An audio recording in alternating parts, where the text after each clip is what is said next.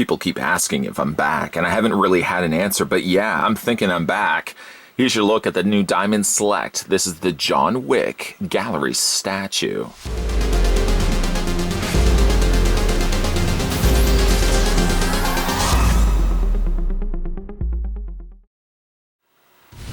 When sadistic young thugs attack John Wick, a brilliantly lethal ex-assassin, he hunts them down with the skill and ruthlessness that made him an underworld legend. This PVC diorama of John Wick is based on his appearance in 2014's John Wick, is made of high-quality plastic, and features detailed sculpting and paint applications. It was designed by Cesar and sculpted by Rocco Tartamella.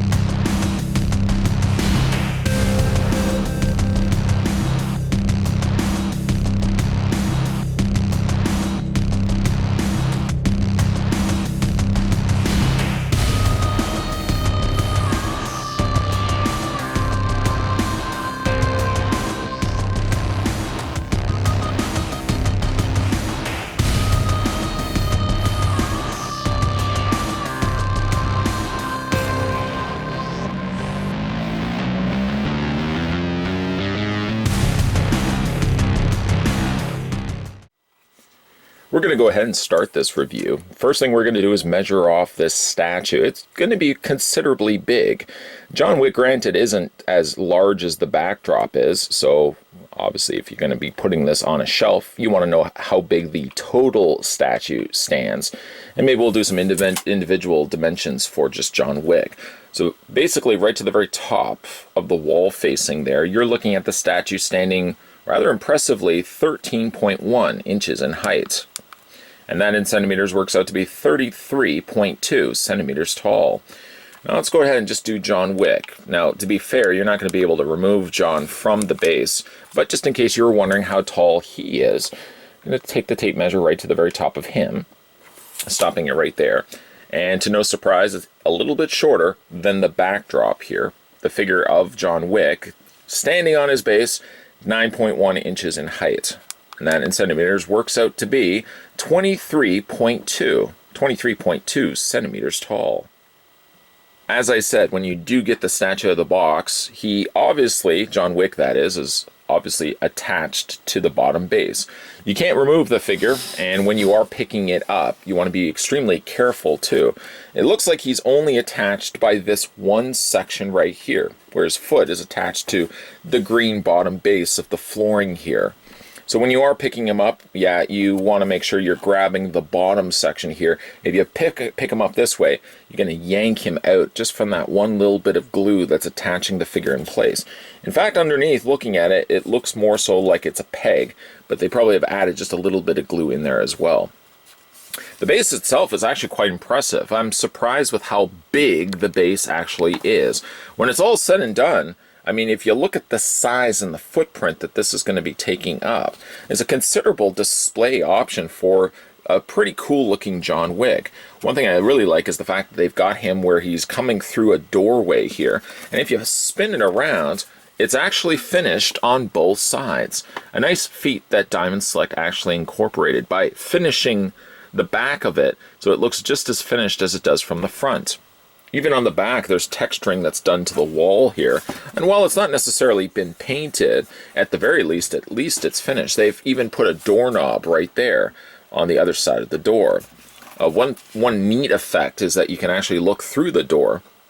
You can see the little latch section that would catch on once the door obviously is closed. But you can see John Wick peeking his way through, or running his way through. We just look at the top of the display stand. You can see there's a little fire alarm there located up at the top. Door frame running around obviously the door, and there's the door handle right there as well. Again, some neat enough texturing to it. It kind of looks like an old rundown hotel area. And you can see that there's some stains and stuff like that they've actually incorporated in there in paintwork. And it does look really good. John Wick is obviously in a running pose, and his pistol is out, likely firing it along the way. I really do like the pose that they put him in. This is a really unique statue in the sense that most statues you get, the figure obviously is standing or in a dynamic pose, but you really don't play a lot into backgrounds either, where the background is really what makes the statue. Sure, of course, you have your focal point, you have your subject in the front foreground, but I mean, really, if you look at it as a whole, there's a whole lot of character going on, and most of it is actually just the backdrop that John Wick is running his way through here. If we get a close-up look at John Wick here, not a bad likeness, I have to say, to Keanu Reeves. It's close enough looking like Keanu Reeves that I think it's passable enough. He does have one little scratch there on his cheek. You can see that they've painted in the stubble of his beard. It's actually more of a full beard by this point. Yeah, I'm overall pretty happy with the head portrait. Part of me feels like the eyes could be just a little bit lower, but overall I think it's a decent enough portrait for him. They've finished off all things that I would expect them to have, especially for this being a suited figure. For example, he's got himself little cufflinks. He's got the buttons located on the bottoms of his sleeves. They've even got the belt there painted in with the buckle, which is a nice touch. I got a little paint here, unfortunately, here on the tie. The tie is free floating, so you want to make sure you don't accidentally clip that. But it looks like there's just a little bit of paint that perhaps has carried its way from when they were painting maybe the shirt, has made its way onto the tie. A little bit of blood also there at the top corner of John Wick's suit. As we move our way up, there's the pistol. Pistol looks good. Some additional orange that they've added to the very top there of his gun. And also really on the underside there as well. They've also got his ring painted in gold. A small touch is that they've actually even put the fastener the other side of the cufflink when you feed it through. They've actually put it on both sleeves. Well, again, it's those little touches of detail that you appreciate. Natural wrinkles forming there on the sleeve section of his jacket. Of course, the way that his jacket's kind of flowing in the back gives it a natural flow, like you can imagine he is running and the back of the jacket is moving back in the process of that. Natural wrinkles happening down on his pants. And then again, there you've got John Wick's feet. Really happy with how this one turned out. The biggest problem, I suppose, and biggest being the operative word, is the fact that the statue is large. As much of it is its credit, sort of is its hindrance as well. If you are a big fan of John Wick, maybe you only really collect John Wick pieces. And most definitely you probably have a little bit more space afforded to you, but if you are an avid collector of gallery statues like I am, a John Wick piece like this certainly would take up a lot of space. But the trade-off, though, is really this is a unique statue all on its own. It's not very often that we actually see a character depicted here on a gallery statue where like its background plays into the overall scene that we're seeing here. Maybe if anything we might get dynamic stands, usually like a little more display bases for a lot of these gallery statues. But here we're kind of introduced to the world of John Wick, and the fact that we do have a really neat little backdrop here.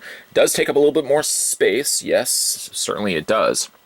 But I think it adds a lot more to the statue than simply just having John Wick running like this, just on a regular conventional display stand. For that reason, I think, like I said, having that extra little bit, the larger door frame in the background there, really does add a lot of extra pizzazz to an already cool looking statue.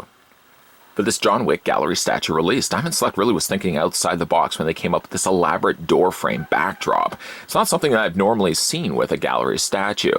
I guess when it comes to more realistic characters based on, well, real life films, John Wick not being the best example, I would suppose, of a realistic film, but you know what I mean. It's not a comic-based character, for example. So for that, you really want to incorporate some of the real-world backdrops to it. John Wick just happens to have a door frame, and it's rather effective the way that they were incorporating that into the statue.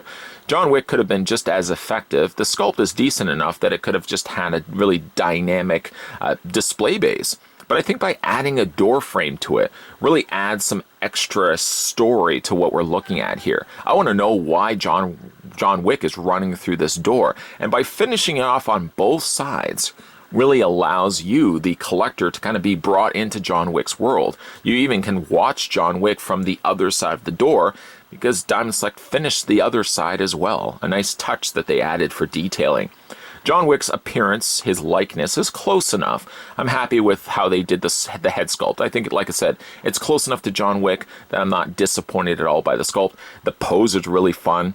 All around, if you can afford a space for a statue commanding this much size, most definitely you may want to be adding this one to your collection, especially if you're a fan of John Wick. If you manage to pick up this one for yourself, let me know down below what you guys think of the new John Wick gallery statue, or really just based on this review, and this review alone. If you guys also want to go back and have a look at some of my other gallery statue reviews, would you believe there's a playlist? It's almost as if I planned it. Yes, there's a playlist. You guys can check out the other gallery statue reviews, or just statue reviews in general. There's a whole lot of stuff on this channel that you guys can watch at your viewing pleasure. Make sure you hit that subscribe button down below. Make sure as well you swing on over to your next door neighbor, that bell notification, and turn that on so that when future videos are coming onto this channel, you'll never miss out. And stay tuned, because we're going to have a whole bunch of new gallery statue reviews and a whole bunch of Diamond Select reviews coming soon to this channel, so keep your peepers peeled. As always, guys, thanks for watching, and I'll see you guys next time.